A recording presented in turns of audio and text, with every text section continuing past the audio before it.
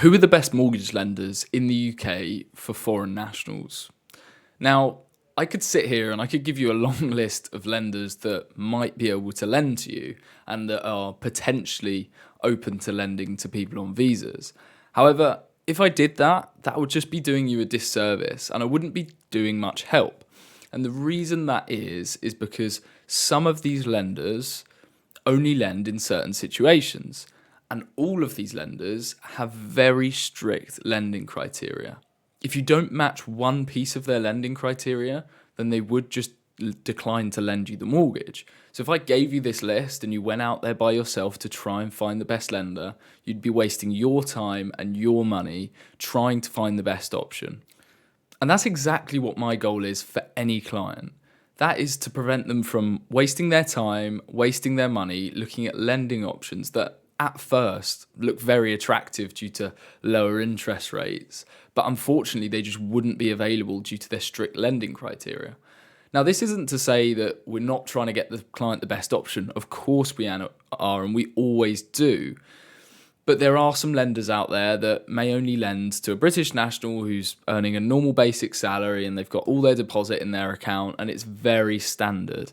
So if you're here in the UK on a visa and you've moved here, let's say 2 years ago, most of these lenders won't lend. And that's where I come in, is to help you find what the best deal is in the market for you and take care of all of the work arranging it.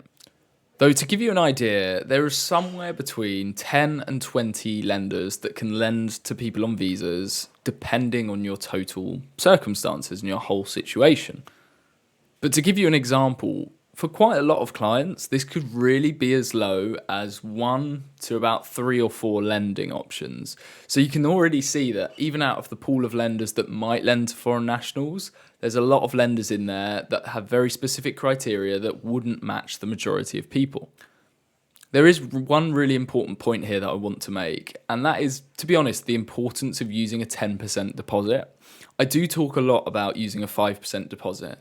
And I talk about this because it can be really helpful to get you onto the property ladder if there's no other way of you doing so.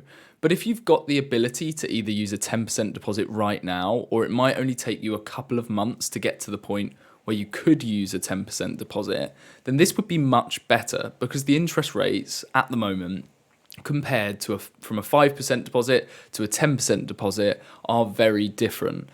As we speak today, the interest rates with a 5% deposit are more than 1% higher than what you can get with a 10% deposit, of course, depending on your situation. So you can already see it's very important that if you could use a 10% deposit, that is a really good target to have. And I haven't even mentioned yet that that opens up the amount of lenders that you could actually use, which of course gets us cheaper rates, but also increases the likelihood of us getting the mortgage, especially on the specific property that you want. So I'm sorry if I can't answer this question clearly, because as I said, I could give you the list, it just wouldn't be any help. What you want to be figuring out and learning about is the process and what you need to do to get in the best position possible. Things like getting to a 10% deposit, improving your credit score, the length of time that you've actually been in the UK, where your deposit's coming from. These are the things that you can control. This is where, with mortgages, you would want to get an expert, someone like myself who helps foreign nationals and people that have moved to the UK in the last 5 years, to take care of this complex side and make sure that they handle it all correctly for you. Hopefully you enjoyed this video. And if you did, there's another video I know you'll love, and I'm going to put it on the screen somewhere around here.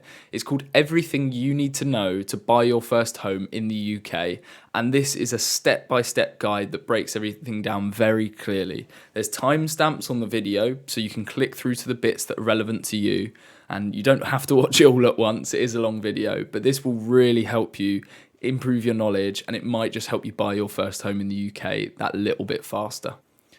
Thanks for watching and subscribe below.